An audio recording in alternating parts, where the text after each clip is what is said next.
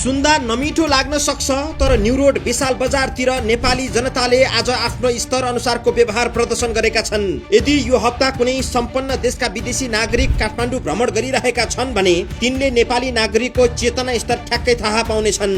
मूर्ख मान्छेहरू भन्नु पर्यो, त्यो अति नै भने छिर्नै नसक्ने अवस्थामा राखेको छ। 2 दिन काठमाडौँको नगर प्रहरी सडकमा ननिस्किँदा हामी नेपालीले के गर्दा रहेछौँ भिडियो प्रष्ट बोलिरहेको छ। हामी के बोलौं, जस्तालाई त्यस्तै भन्ने त नेपालीमा उखान नै छ।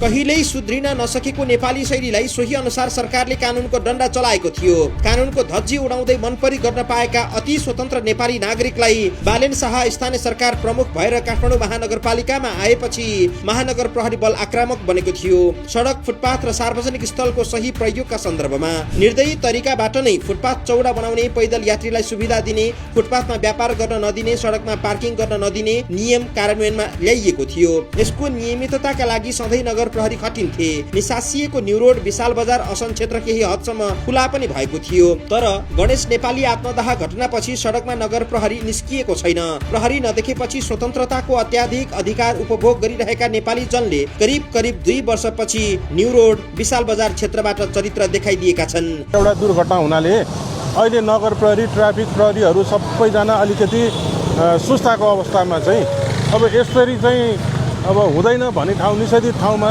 राख्नु भने त यो त अलिकति सोच्नै पर्ने कुरा हो। नेपालीमा उखान छ, कुकुरको पुच्छर 12 वर्ष ढुङ्ग्रोमा राख्दा पनि बाङ्गै। आज न्यू रोड क्षेत्रमा जनताले ठ्याक्कै यही उखान कार्यान्वयन गरेका छन्। मिल्न त मिल्दैन हजुर, अब के गर्नु, अब व्यापार सेपार छैन, अहिले राख्न त पाउँदैन खासै भने नि महानगरको। अब यस्तो भएको छ अहिले, अब यसो अहिले छैन, अब बाटो सुनसान छ अहिले, यसो राख्यो त्यसपछि अहिले एकछिनपछि भित्र हालिहाल्ने हामीले। सामाजिक सञ्जालमा सुशासनको डङ्का पिट्दै राष्ट्रवादी देखिँदै स्टाटस ठोक्नेहरू पनि आज यही भिडमा मौकाको फाइदा उठाइरहेका भेटिए। आज न्यू रोडको दृश्यले सायद लाज पनि मुख छोपेर भाग्यो होला। अस्तव्यस्त पार्किङका कारण काठमाडौँको न्यू रोड क्षेत्र पुरै भद्रगोल देखियो। ट्राफिक नियम उल्लङ्घन गर्ने मात्रै होइन, पुरै फुटपाथ कब्जा गरिएको छ। मुख्य सडकमा सवारी साधन पार्किङले ओगटेको छ भने फुटपाथ खुद्रा पसलेले ओगट्न थालेका छन्। देश बनाउने हिसाबमा सबै नागरिक जिम्मेवार बन्नु पर्यो। त्यसरी जहाँ पाए त्यसरी राख्दा हुँदैन। भोलि हामीले हाम्रो पुस्तालाई, पछिल्लो पुस्तालाई एउटा के सन्देश दिने त? देश सधैँ यसै गरी बन्छ त? बन्दैन नि। त्यो हिसाबले रुल्सलाई फलो गर्नु पर्यो, कानुन सबैले मान्नु पर्यो क्या। जसको शक्ति उसको भक्ति शैलीमा न्यू रोड क्षेत्रलाई अस्त व्यस्त पारिएको छ। मुख्य सडक पार्किङका कारण सवारी साधन आवत जावतमा अवरोध सिर्जना भएको छ भने फुटपाथमा राखिएका अनगिन्ती पसलका कारण पैदल यात्रीलाई हिँडडुल गर्न शास्ति पुगेको छ। पार्किङको नियम उल्लङ्घन गर्नेमा सर्वसाधारण मात्रै नभएर नियम पालना गराउनु पर्ने ट्राफिक प्रहरी लगायतका सुरक्षाकर्मीका सवारी साधनदेखि विदेशी दूतावासका सवारी साधनसम्म छन्। नो पार्किङ लेखिएका सूचना राखिएका स्थानमै जिम्मेवार निकायका सवारी साधन पार्किङ गरिएको भेटियो। विदेशी कूटनीतिक नियोगका सवारी साधनले पनि नो पार्किङको नियम खुल्ला उल्लङ्घन गरे। ट्राफिकहरूलाई चाहिँ अब ट्राफिकले पनि सोधेर कारबाही गर्नुपर्छ भन्छन्। अब छोडिदिरहेको हुन्छ। हामी सर्वसाधारणलाई चाहिँ जहाँ भेट्यो त्यहीँ कि त हुइल लक लाउने कि चाहिँ सिधै चाबीले खोसेर अथवा चिड काटिहाल्ने।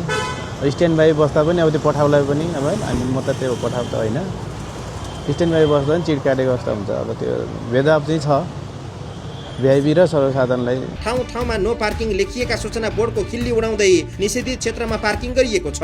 केही महिना अघिसम्म सफा र व्यवस्थित न्यू रोड भन्दै प्रचार गरिएकोमा अहिले पुरानै अवस्थामा फर्किन थालेको छ। मुख्य सडक भन्दा भित्री गल्लीहरूमा गरिएको पार्किङले त हामी आफैलाई गिज्जाउने खालको छ। मान्छे नै हिँड्न नमिल्ने गरी गल्लीमा दुवैतर्फ मोटरसाइकल, स्कुटर पार्किङ गरिएको छ। भित्री गल्लीहरूमा पार्किङ यसरी गरिएको छ कि आफैले राखेको मोटरसाइकल निकाल्न नै मुस्किल पर्ने अवस्था छ।